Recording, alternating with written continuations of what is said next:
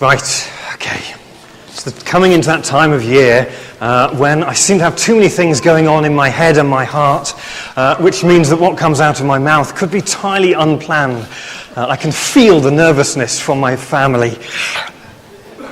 Those of you who feel young in heart, body and mind, essentially those of you who wish to join in and haven't got a medical condition that says you shouldn't, whenever I say the word Advent, I would like you please to stand up, turn around, say with a voice of proclamation to give joy to the angels, "Captain, my captain," and then sit down again. So whenever I say the word Advent, you stand up, turn around, say, "Captain, my captain," and sit down. Simples. So we'll give it a go. Okay. 1, 2, 3, Advent.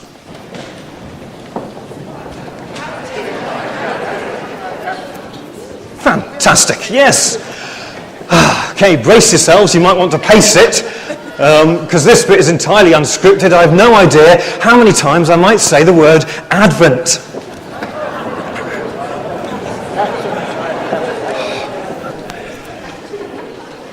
See, of all the seasons in the church's year, this one with its purple colour I find to be the most powerful. These weeks before Christmas, 4 Sundays of Advent,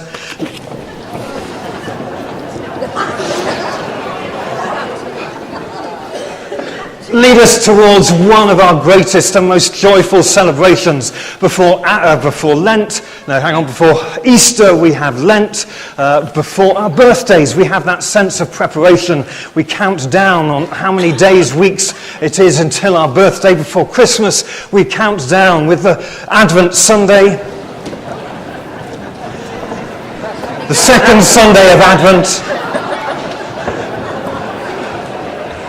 The third Sunday of Advent, and then the fourth Sunday of that particular season.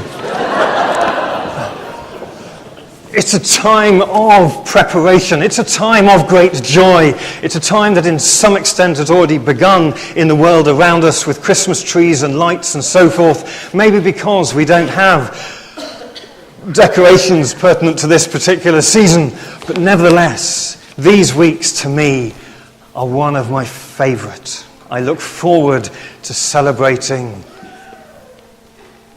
Advent with you.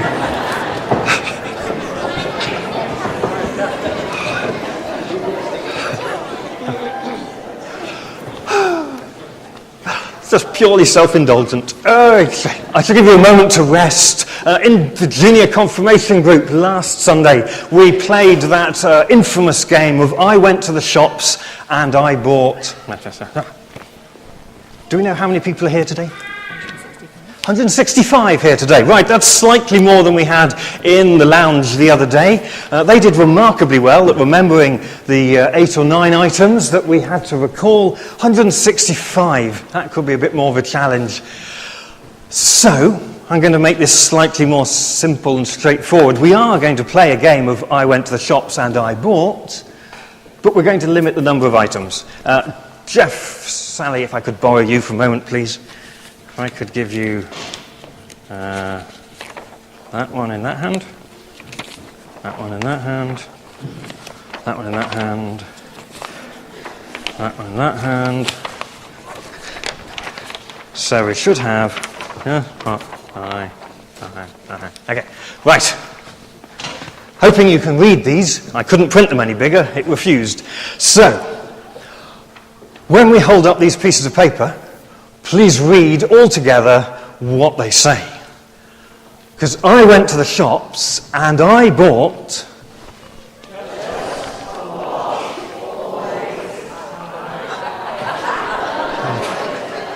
Hang on a sec. That one. Okay. Shut up again. Having realised I'd gone to the shops, forgotten my wallet, I went back home. I then went to the shops and I bought... Just what I always wanted. Oh, that's very kind. No, not at all. Thank you very much. You can sit down. There you go. Relax. Put your feet up. Be at ease.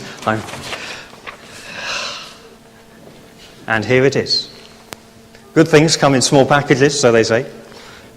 Oh, yeah. You're going to love it. It's great. No, not yet. So, can't give it to you till I've wrapped it.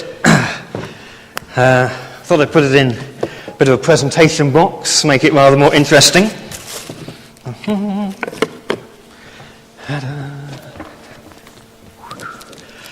There we go. Tissue paper. Nestle that one in there. Oh, it's so exciting. Bit more on top. Want to make it just so. Can't have you disappointed on the day.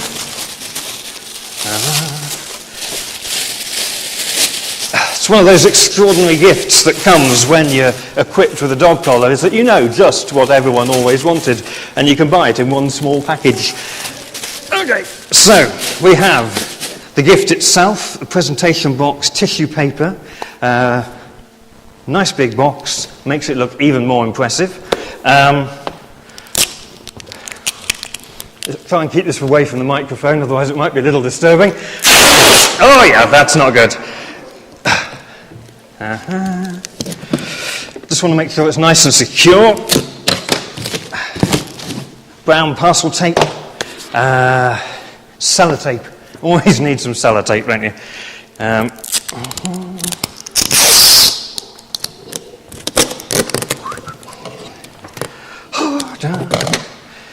Okay, and then a bit of wrapping paper. You might have noticed I slightly prepared this one earlier. I'm hoping to obtain my Blue Peter badge for this. Bit more sellotape.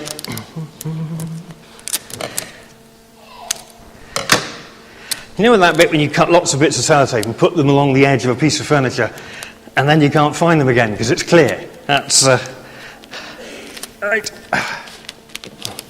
Oops, steady, steady. Ribbon.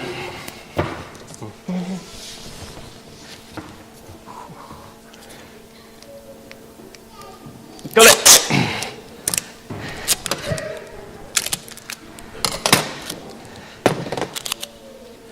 So, we have gift itself, presentation box, tissue paper to keep it safe, box, parcel tape sealed, sellotape, wrapping paper, ribbon.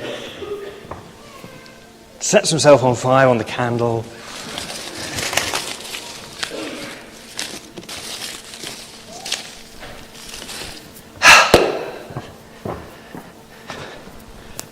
Sorted.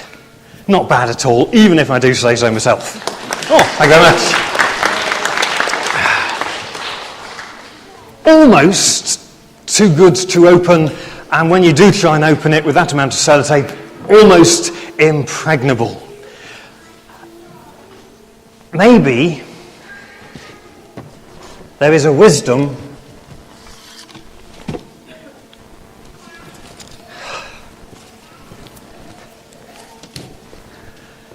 in Christmas actually being about a bed of straw. Really remarkably simple. I love going into town and seeing the lights. I drove here today with a Christmas song playing on the radio, which is a very disturbing way to start an 8 o'clock service on Advent Sunday, because it slightly pickles your brain. But maybe there's just a slight element where we make Christmas so extensive that by the time we get there, we've sort of forgotten what's going on, because it's been going on for weeks. Maybe there's a sense that we make it so beautifully wrapped that we don't really want to unwrap it. Maybe there's a sense that we seal it up so well that it's almost impregnable and you just can't get in. When actually, it was a bed of straw in a stable. And a stable is probably the best word we've got. But it's a little bit bigger than we might think. It wasn't just where the animals stayed. It was where the common people lived. Space for the animals, and then space for their owners. All in one place. Simple. We call it a stable. It's the best word we've got. But actually, it's your house. It's your home. Advent. Oh, very good.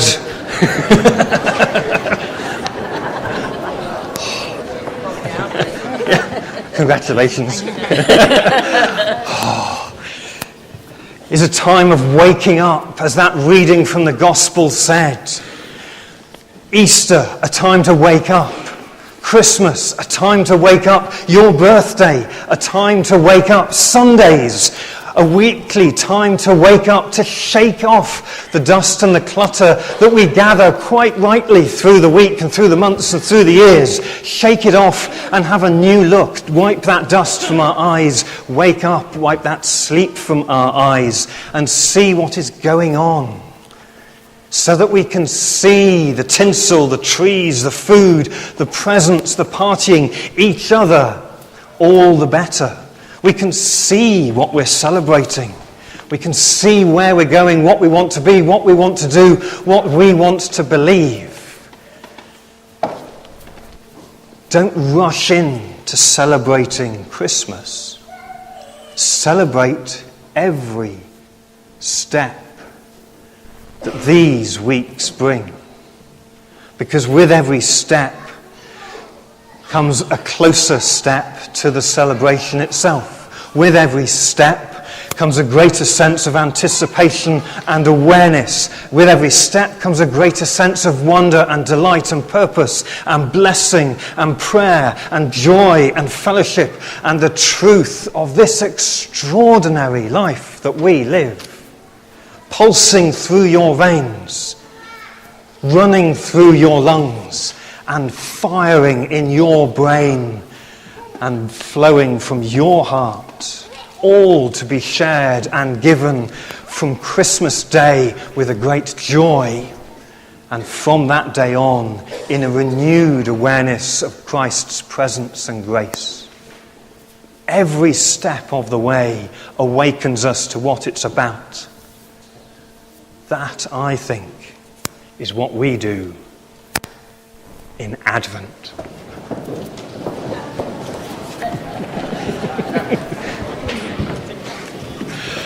Please give yourselves and each other a round of applause.